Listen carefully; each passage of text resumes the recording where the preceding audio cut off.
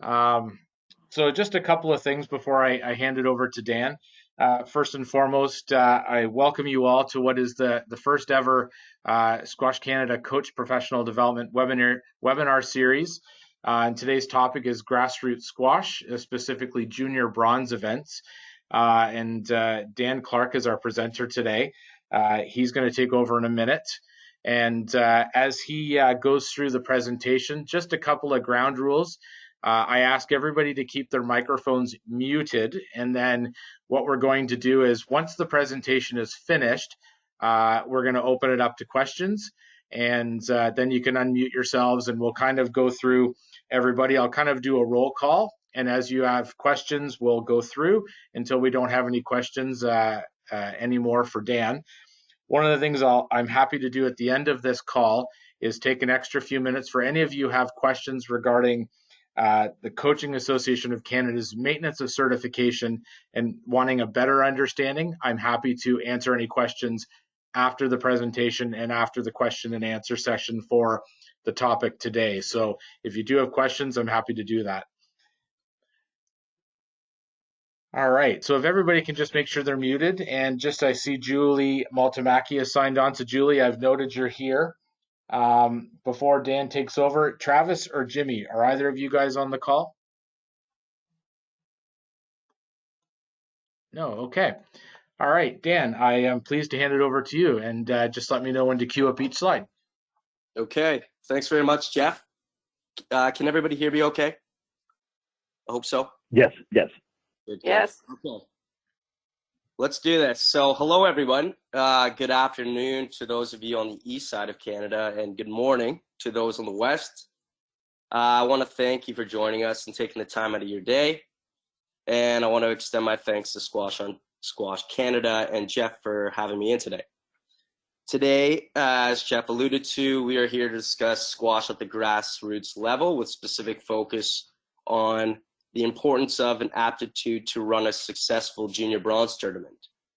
Some of the key concepts we'll focus on throughout the presentation surround squash at the beginning stages for young athletes and their pathway of development, junior tournament play, what exactly a bronze tournament is, the goals associated with running a bronze tournament, and how to achieve such goals.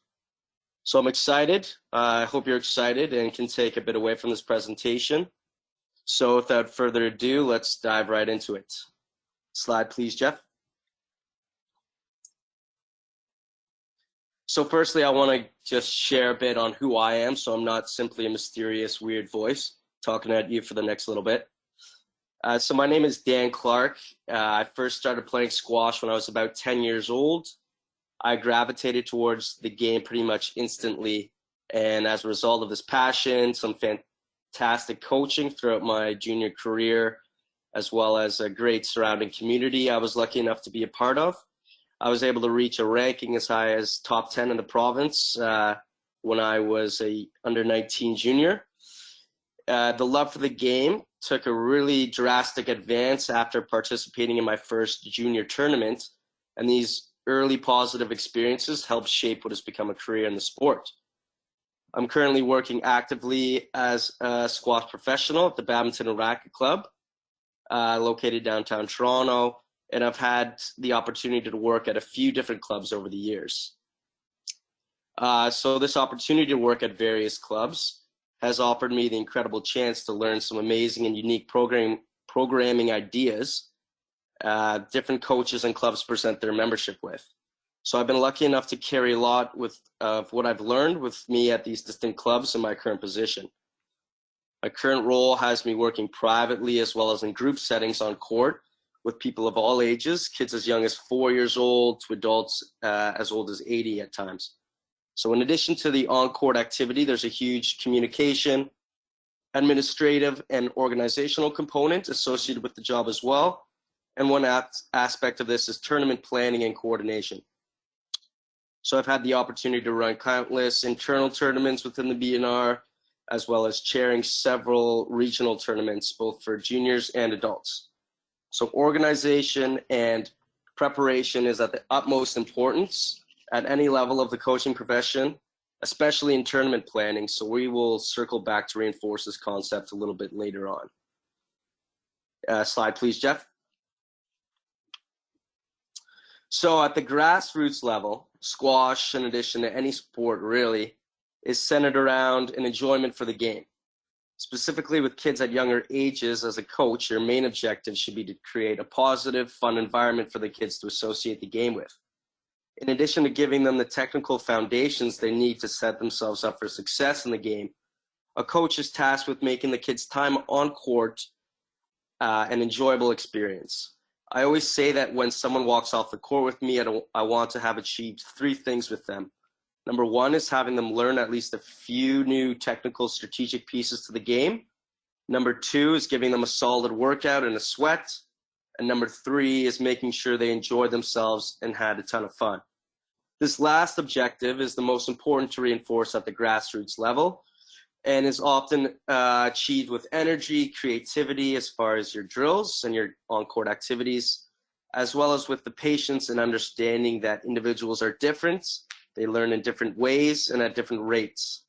So once they associate the squash court with a positive experience, they then want to return, continue to learn, and are enthused about taking the next step in their progression. On their website, Squash Ontario identifies the junior mapway of development. They frame their stages of development in 7 steps. So stage 1 is an active start, with the key objectives being having fun and participating. Stage 2 is the fundamentals, with focus on fun and development of fundamental movement and sports skills. Stage 3 is learning to train, further developing the overall sports skills, including core squash skills.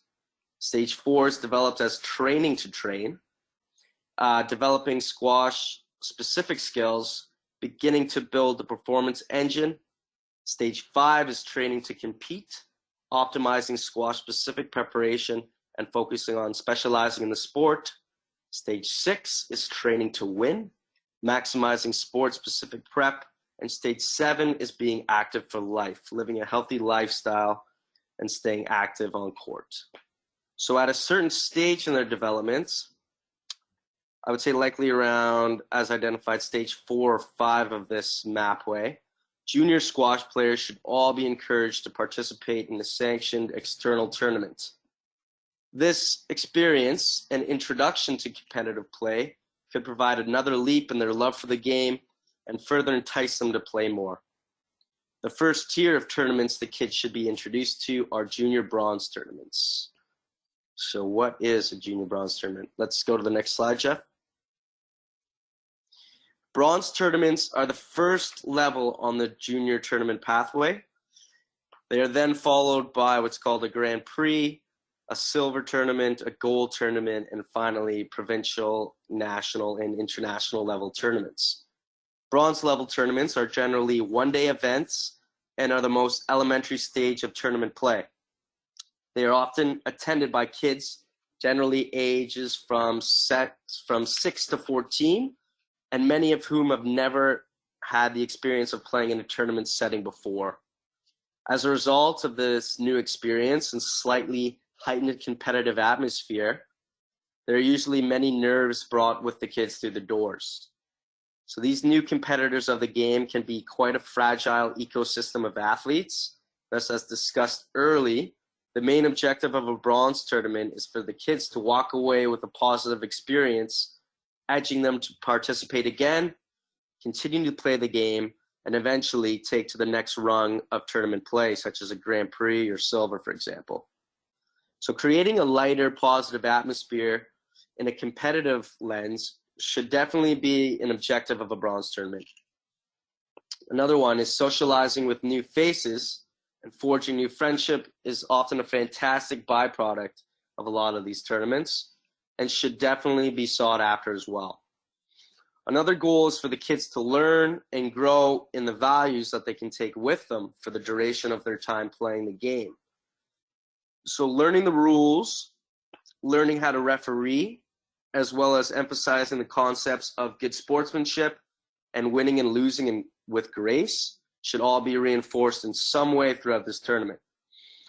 And easily attainable objective of the tournament is for the kids to walk away tired after a good hard day's effort on court.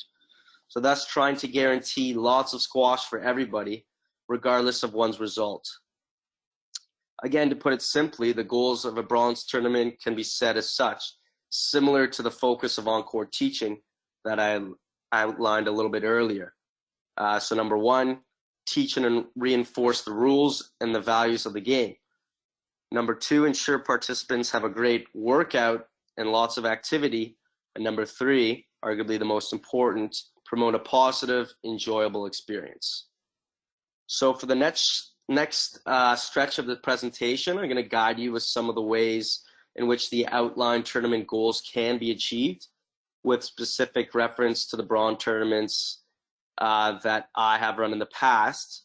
So with these tournaments, there's a lot of flexibility and creative freedom to place your own spin on how they are run, as there's no set format outline, as well as there's no direct impacting on any provincial rankings. So I'm going to give the spiel on how I run these tournaments, but I hope that you can take away something from my past experience and use whichever pieces that you best see fit to match your own visions for a well-run junior tournament. Let's hit the next slide, Jeff. Thank you. So, tournament prep. The first step in achieving all these goals laid out is to actively promote the tournament. Depending on the amount of courts available at your facility, you can determine yourself the optimum maximum number to cap the registration at. The club I work at has 4 singles courts, thus I usually cap numbers at around 24 kids, 6 kids per court, for the tournament to allow for lots of games and to limit the amount of time off court for each participant. As far as promotion, Squash Ontario is whom I contact first, as they put up a promotional flyer on their online tournament calendar for the public to view. I know a lot of you are from BC, Alberta, and Quebec, but I'm sure it's a similar process for your provincial sides as well. Using Squash Ontario proves really helpful in attracting kids from all across the province. Secondly, as far as promotion, is I put out a club-wide email highlighting the tournament internally to try to attract as many of the juniors at my own club as possible. In addition to putting up internal posters and signage to attract the eye and start the word of mouth around the club. Lastly, I often contact squash professionals at other clubs, such as my dear friends Will Malmo and Mark Porter at the Toronto Lawn. Hello, guys. And I asked them to help distribute the tournament promotional email to their own juniors list. Since the bronze is smaller in size than the other rungs of the tournaments and are only one-day events, they usually have no problem reaching the ideal number. However, these promotional tools are essential to help you do so. Registration for the bronze tournaments that I've run are done so by emailing me directly, as I find this the easiest method to communicate, receive, and give all the sought-after details. As individuals start to register, make sure you keep an organized spreadsheet of all names, ages, and contact emails for easy access. Once I have sufficient numbers, I always like to send a welcome letter to all the registrants. In this letter includes details such as tournament arrival and departure time, what is needed to bring the day of. My club has a white clothing policy, so that is enforced in the letter. There's details on lunch, and any food allergies is definitely requested. Details on payment. As far as payment, I always prefer that they e-transfer at the time of registration, as it ensures timely payment as well as avoids the onslaught and the scramble at the tournament's onset. And lastly, details on what the parents can do during this time. So I usually like to suggest that the parents let their kids enjoy the day, kind of streaming them to perhaps dropping off their kids and leaving them at the club for the day, as I find it usually allows them to be social with the other kids and can actually calm the nerves in some cases. However, if the parents are keen, they're definitely more than welcome to stay. for the duration of the tournament. Absolutely. Another key point is volunteers. Volunteers have been essential to the successful tournaments I've put on in the past. Usually they're comprised of some of the high performance juniors within our club, as well as some high school students looking for community volunteer hours. They really prove to be integral as far as greeting the kids upon arrival, helping people get to where they need to be, monitoring courts and assisting with the refereeing when needed, and overall contributing positively to the day of fun. You should definitely ensure that if the volunteers are wanted, reach out to them well in advance to confirm their availability. So as stated, I always like to provide lunch for the group for many reasons. I find it provides a nice break in the action while giving the necessary sustenance to keep the action going, and allows time for the kids to be social with one another and offers the time to address the group as a whole. So again, if you are interested in providing lunch for a tournament that you run, ensure that all the details as far as bringing in outside food or communicating with your internal food and beverage staff is laid out well in advance. I always like to book off a room in the club as a tournament designated space where the kids can put their belongings, hang out during the downtime off court, and eat lunch. So again, if this is of interest and you have access to such a space, then definitely ensure the space is available well in advance. And lastly, another spin I like to do for these tournaments is to provide a tournament souvenir upon the arrival with the tournament logo. So it doesn't have to be an extravagant item. I've done fidget spinners and keychains in the past. However, it's memorabilia that they can take with them and associate positively for the day that was. In addition, I like to order prizes for the first and second place finishes.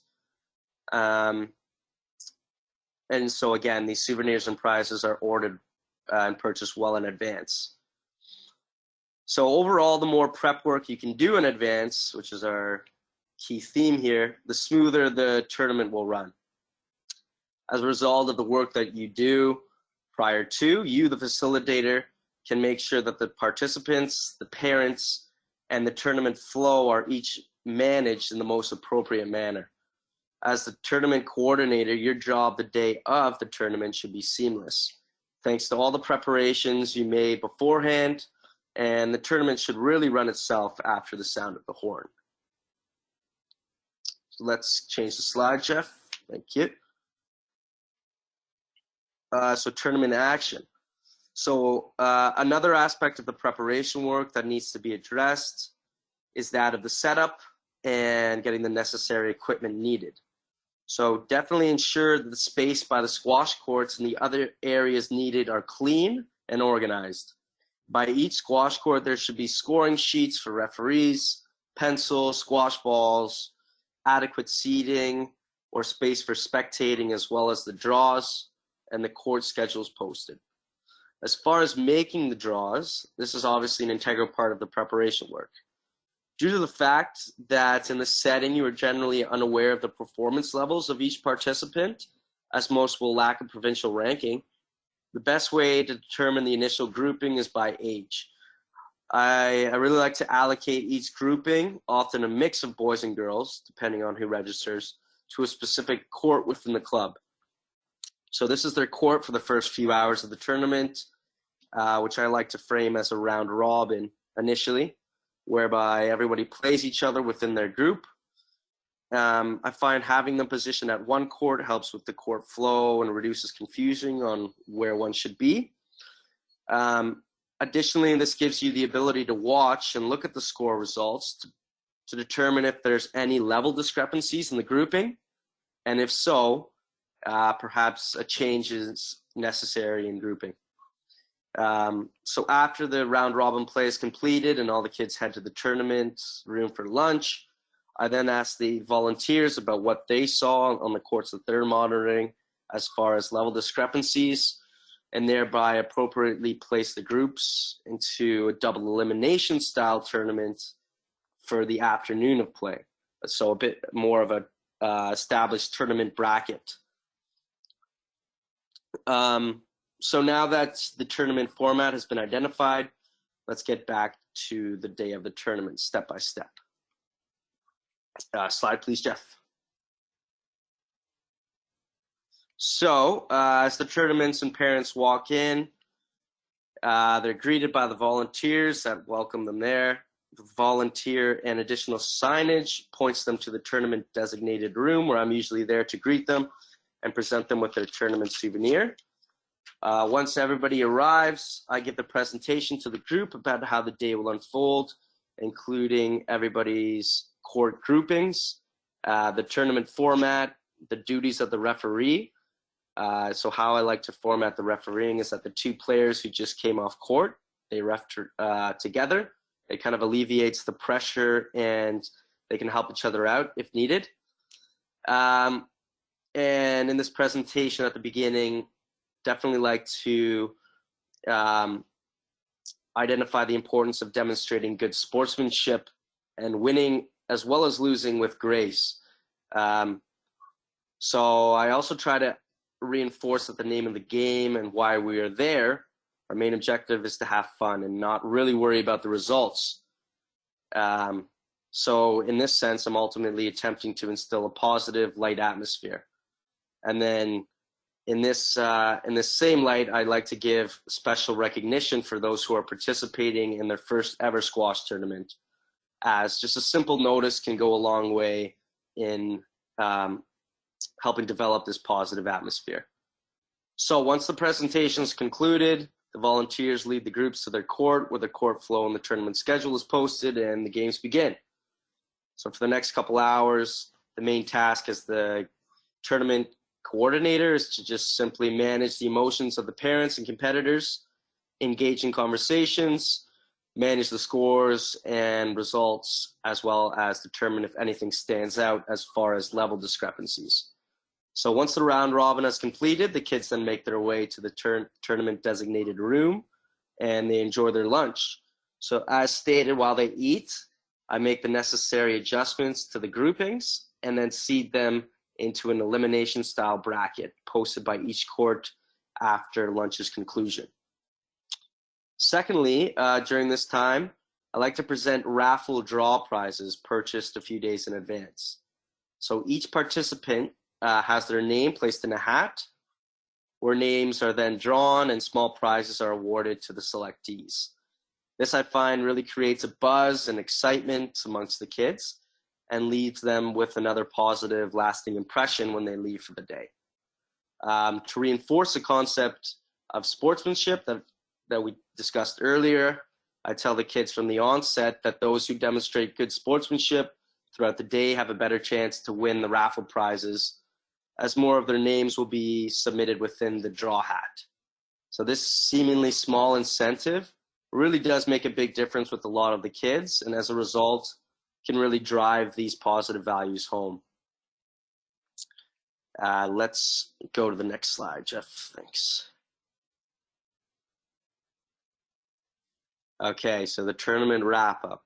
So once the digestion period is over and then the kids have their new groupings and the elimination style format is then described.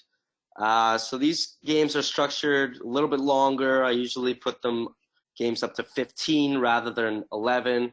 So it's just a bit more accurate results. The volunteers then take them to their allocated courts and play then resumes. As players begin to be eliminated, it's important to make an effort to give them each praise for a great day on court before they leave and really thank them for coming. Eventually, when the elimination bracket starts to wind down and the winner and runner-up are determined, I present them with prizes, medals for the champions, ribbons for the runners-up. While a bronze tournament is not centered on results and is far more so for an introduction to competition, those who do excel should absolutely be rewarded for their efforts in some form of recognition. So ultimately, once the tournament wraps up, the last bit of work to do is to see everybody off and to clean up the spaces in use. Often a couple days following the tournament, I like to send a follow-up email to the tournament distribution list, thanking everybody for coming, highlighting the events of the day that was, and attaching some photos taken throughout the day. I like a follow-up. A follow-up can be equally important in creating a positive affiliation, can be really beneficial to receiving feedback of the day, which it's beneficial if it can be positive as well as constructive, things to work on for the next one. And overall can hopefully contribute to the kids participating in another tournament in the near future.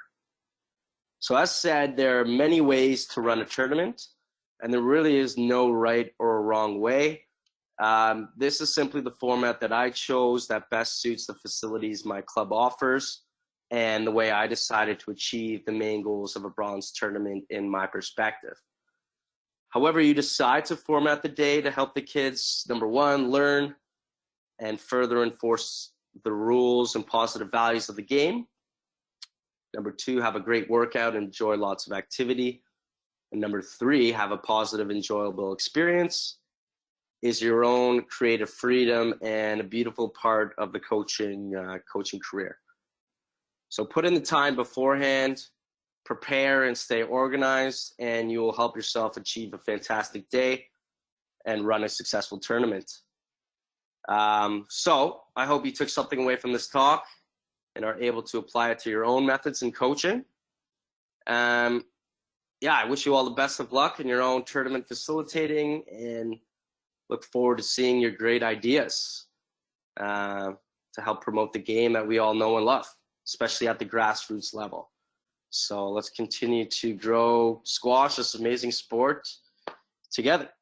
So thanks very much for listening, guys, and I will leave it to Jeff to facilitate any questions that you may have. Over to you guys. Okay, thank you, Dan. That was wonderful. So yeah, I want to turn it over now to all of you to ask Dan questions and create a discussion around junior bronze events and grassroots squash. So those of you on the call, I'm going to kind of just work my way through the list, and if you have questions of Dan, I encourage you to ask. So just kind of starting at the top of the list that I have here, Leah and Julie, do either of you have questions at the moment of Dan? Hi, Leah here. Go ahead, Leah. Hi. Thank you, Dan. That was great. I didn't hear what scoring system you use. I'm sorry. Do the kids play one game to 15, like throughout the whole tournament, the round robin and the double elimination? So it really depends on timing. I mean, as far as the scoring system, what I have done in the past, as far as the round robin, because there's a lot of games to get to, and I usually try to conclude the tournament in about an hour and a half, the round robin phase, that is. I do one game to 11. It's quick. It allows for quick rotations and lots of squash. I think they play about 5 different opponents, one game to 11. So I like to do this format because it allows for speedy rotations, not that much time off the court, and lots of games. And then in the afternoon phase, sometimes I will frame it games up to 15 points. And if they're a little bit older in the finals, maybe I'll do it 2 out of 3 games to 11. But again, you have kind of creative freedom over this depending on timing and the levels of kids. So whatever fits within your time frame, it should be perfect as far as scoring. Okay, thanks. Another question. I just was wondering, do you make any changes to the rules based on the fact that these are, first timers or real beginners, like such as, do they get a second serve, or are there any kind of serving modifications? Yeah, I have definitely done so in the past. again, because it's an introduction to tournament play and it has no impacting on the rankings, you have the freedom to modify this tournament as you see fit. So usually I have tweaked the rules for younger kids, maybe the youngest grouping, which could be 7 to 9 years old. I kind of will see and react how they are doing initially on the serving. And if I do find that they're really struggling with it, right, we want to get the activity going, we want to get the rallies going. So then, yes, we can tweak it so that they can have 2 serves each for sure. But that's about the only real rule tweak I would do. So, yeah.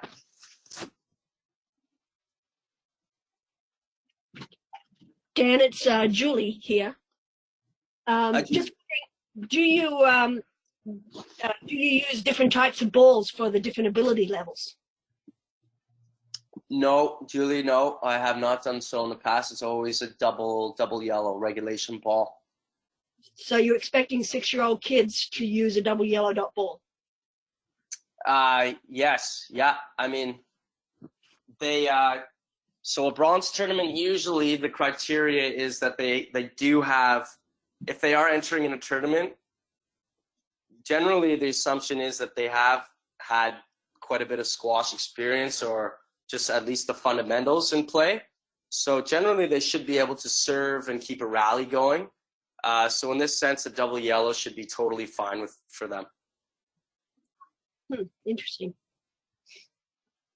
I don't really agree with that. With Squash Canada's long-term athlete development module, is that really in line with that for a 6-year-old kid? And do you think a 6-year-old kid can really, rally they might have the 1 or 2, special kids that could do that, who've been playing for 3 or 4 years with their parents.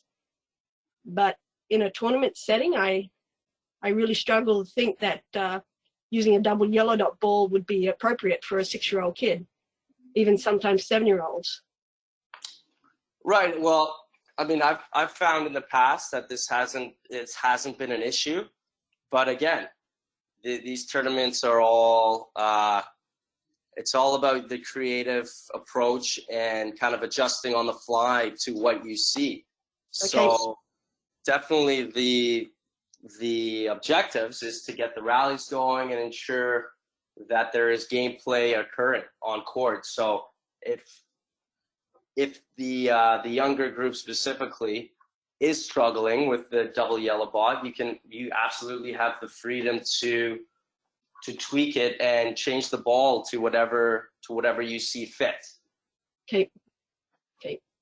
Now, obviously, if you're thinking that a junior bronze is more for kids who are able to rally and serve, should then the people running these events, if they don't think the child is of doesn't have that ability yet, do you think that they should be the ones then saying, sorry parents, I think we need to wait another couple of months or something before your child enters this event? Are you saying in advance, or particularly if you know the level of the child who's trying to enter these events and maybe they're not up to that ability?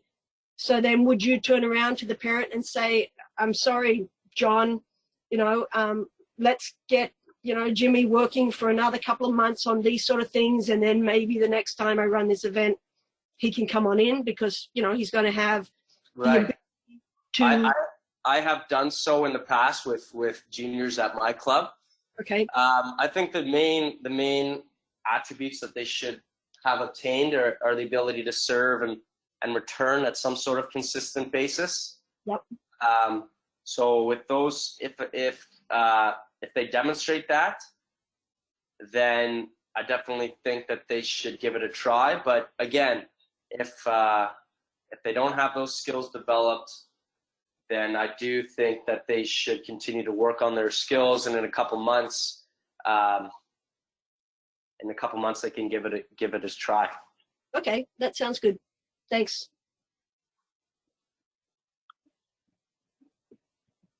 Hi, can I add something?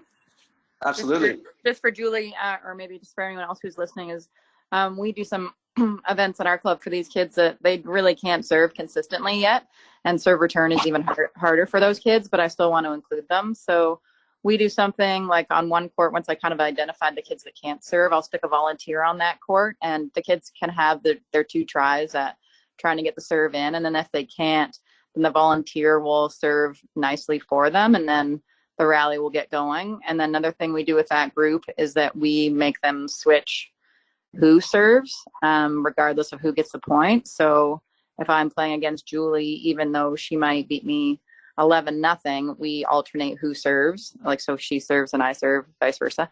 Because then at least the stronger player gets practice at returning serve, and then the weaker player gets practice at trying to serve. Because usually they're not strong enough to return the serve.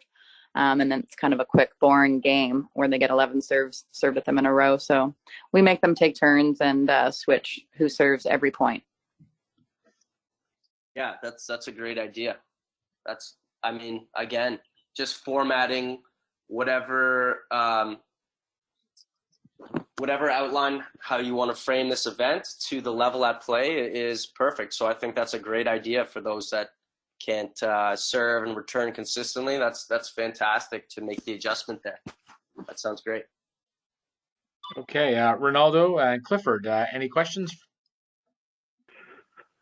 Yes, I have a couple of questions. And Dan, thanks again for everybody's time here. A lot of the questions, thanks to the ladies before they ask, so that's great. Now, Dan, regarding running the tournament, you have lunch in between. So from what time, again, if you can remind me from what time and to what time you run those, and how much you given after the fact they eat, how much time you're given for digestion purposes?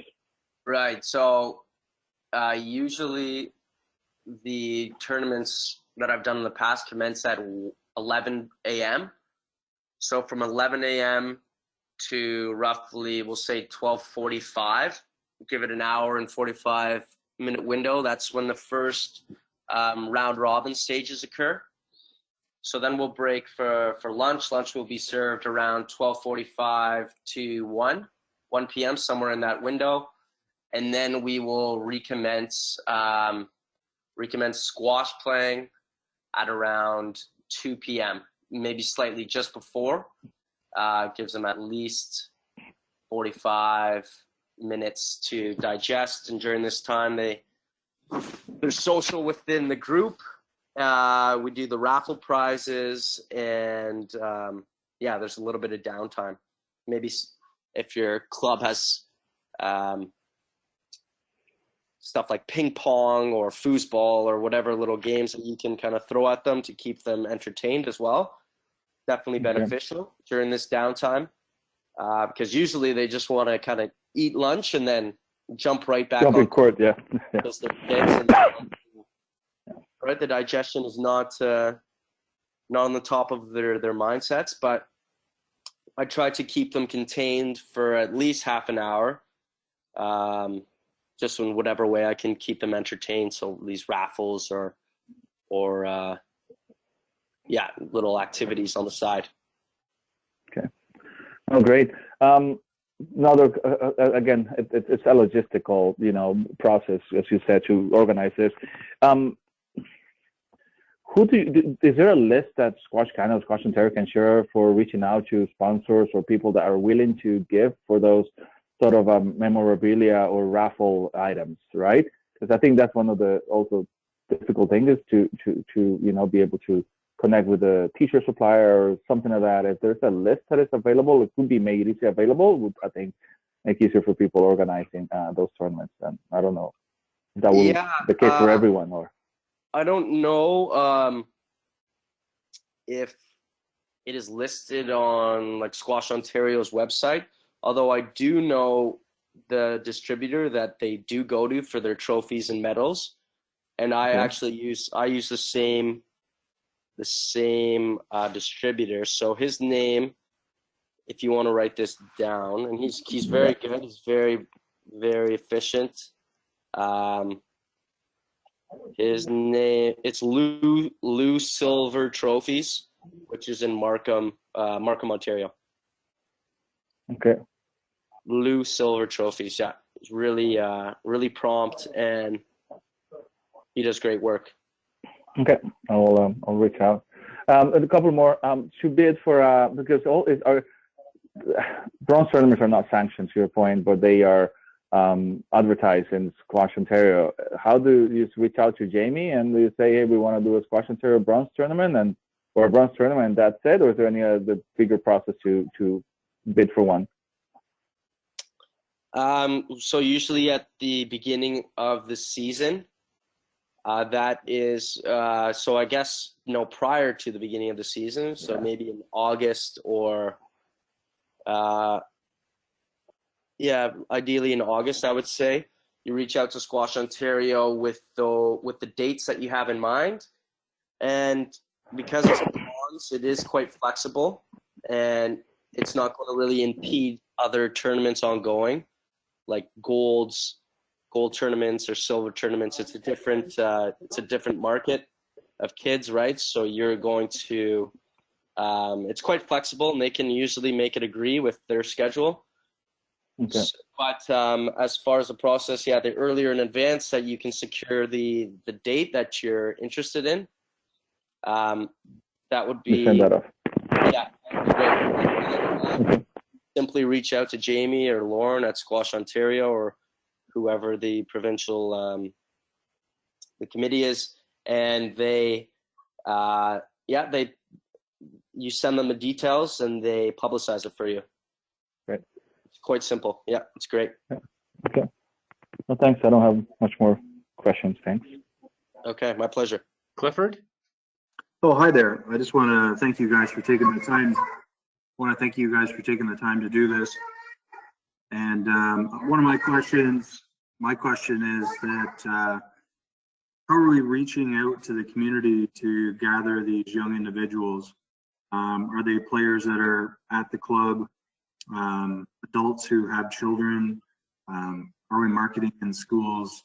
What are we doing to collect a larger group of kids? So the promotional, to Ronaldo's point, the promotional techniques are usually one, to promote the tournament on the Squash Ontario website. So it's on the calendar by the public and those scouring the web for tournament and have a large representative kids within my own club that I work at, just to help develop the program and develop these. So I'll and then continue. Lastly, I'll kind of reach out to neighboring clubs for the tournament and distribute these pros around to population at their clubs that might be interested in this event. So usually it's quite far reaching. It's not just you're going to get, I mean, so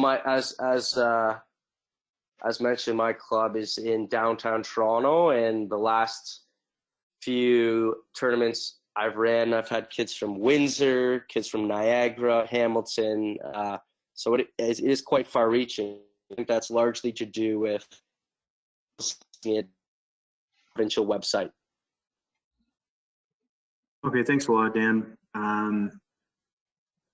Some of my kids have traveled. I'm in Timmins, Ontario. I had a couple of kids go down to Oakville because of the marketing done on Squash Ontario site. I was looking to do something here to try to gather more juniors, but I think it's kind of a level before the bronze tournament, bringing them in and just getting them exposed. I've been running a number of sort of open houses, youth wellness hubs, just stuff like that to try to promote it. I'm just looking for other ideas to promote the game. That helps, so thank you very much.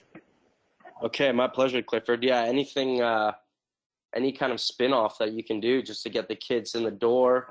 and then slightly increase the competitive atmosphere, nature a lot of kids take to this. So just I think that's great. Yeah, just keep doing little spin-offs and events like that, and the game will grow. It's great. Dan, can I add something to Clifford's question? Again, I'm running a small junior program at Richmond Hill, and there I've been doing a spin-off similar to that, where I approach directly the other coach from another junior program. Hey, listen, let's get our kids together, play, and make it, less intimidating, still competitive fun, and way small spin-off, right? So that's work. We combine efforts with Rob Brooks at Executive Fitness, and it's working. So those small spin-offs, I think, and again, you don't have to do a big production. Just reach out to another coach in another club nearby and try to combine programs one day, one afternoon. So anyway. Okay, any questions? Yeah, that's great, Ronaldo. Any questions from Mark, Will, and Jeff in that order? No, I'm all good. Thanks, Danny. Will? Dan, great job. That was really well done. Can you possibly send the slides to me?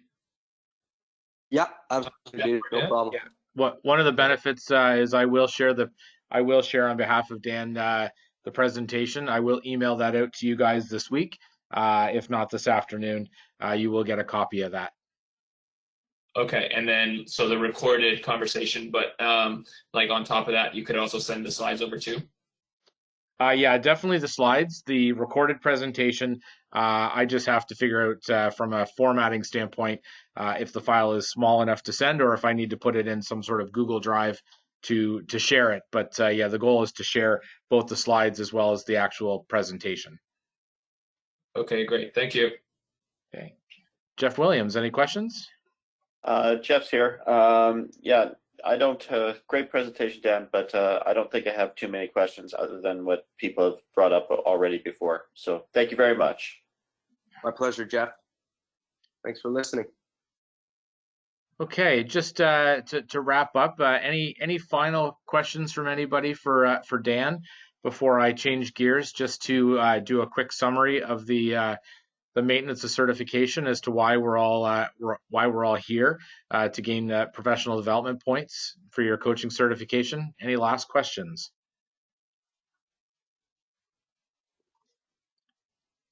No. Okay, great.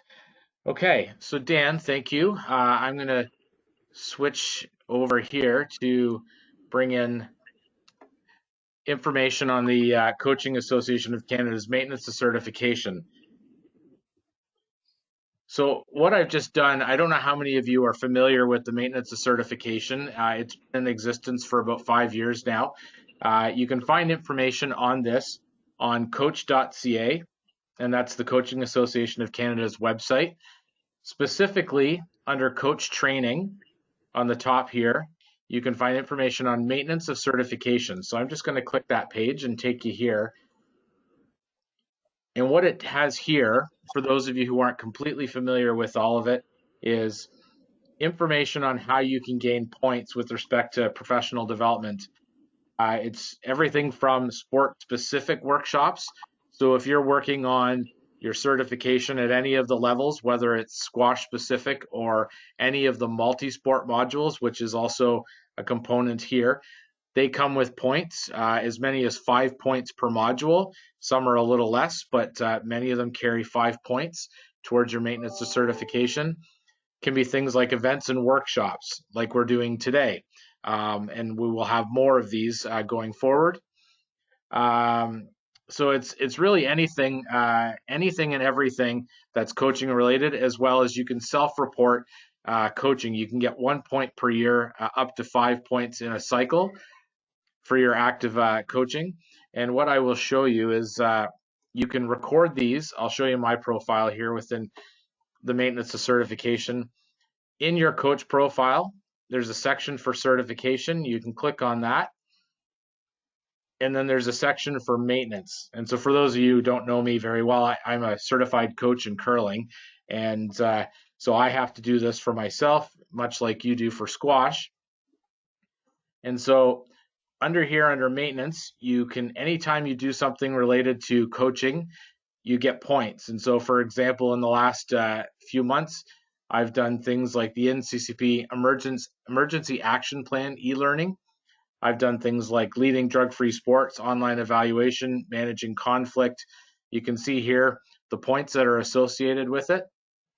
And then there's other e-learning opportunities as well that help you gain points. Things like Sport for Life have opportunities, Respect in Sport, among others that sometimes have professional development points associated with non-NCCP specific training. So you can see here, I've done things like risk management in sport, recruitment and retention of volunteers.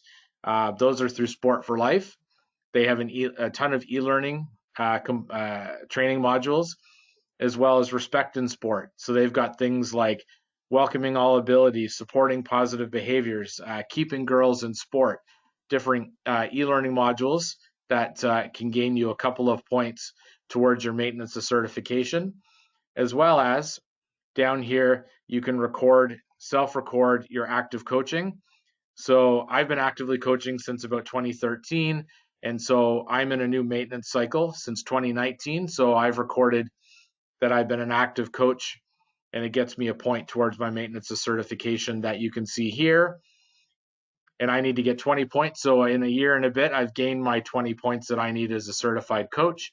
Depending the level you're at, you need maybe 10 points, 20 points, or if you're at the provincial coaching level, you would need 30 points. And all that is reflected in your transcript here. So it's pretty self-explanatory.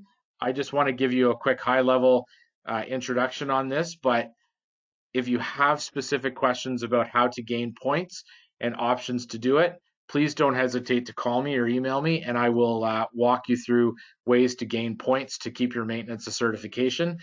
It's important to understand that you will not lose your certification if you don't get enough points in a cycle. Your profile will simply read certified not renewed until you get enough points to make your certification active again. Any questions?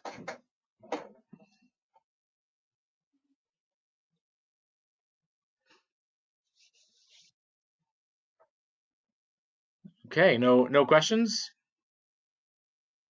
I just have one quick one, Jeff. Sure. When I filled in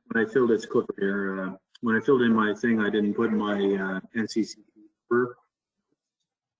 Okay, not to worry. I should be able to find you. If any of you didn't put in your NCCP number, and if I have an issue finding you when I go to enter this into the locker, I will reach out to you just to get your number if I do have an issue. Thank you, sir. Great. Well, if there's no other further questions, I would just like to take this opportunity to thank Dan for his wonderful presentation, and to each of you for your questions and discussion.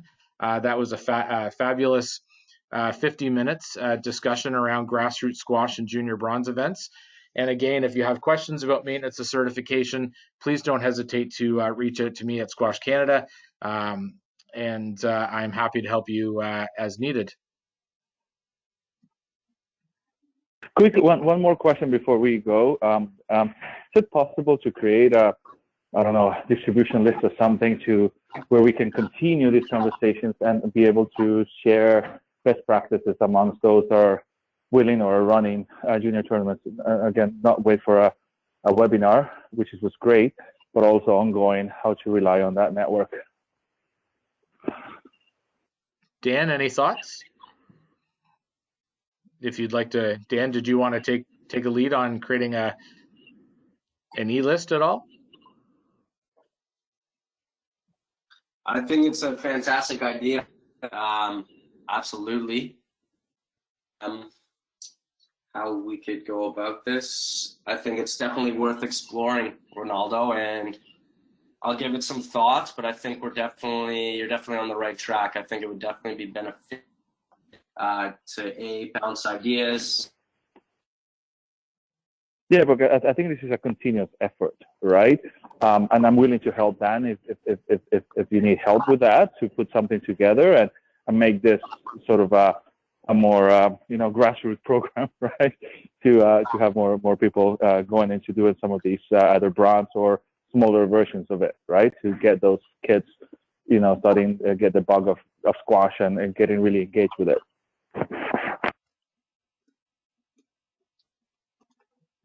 Absolutely. No, I'll give it some more thought. I think it's definitely something that's worth pursuing and could be very, very beneficial in a lot of ways. So yeah, I think that's great, Ronaldo.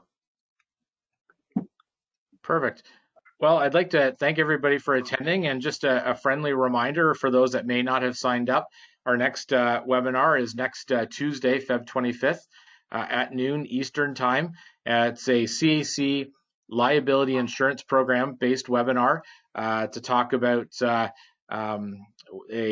insurance program that the CAC has for coaches and why you need it, and all that goes along with insurance and liability as that we would face as coaches. So if you haven't signed up, registration is still open, and I encourage you to register. And again, thank you for registering and participating today. Thank you, guys. Thank you all. Thanks, Jeff. Thanks, Daniel. Thanks, guys. Have a good day. Thanks. Take care now.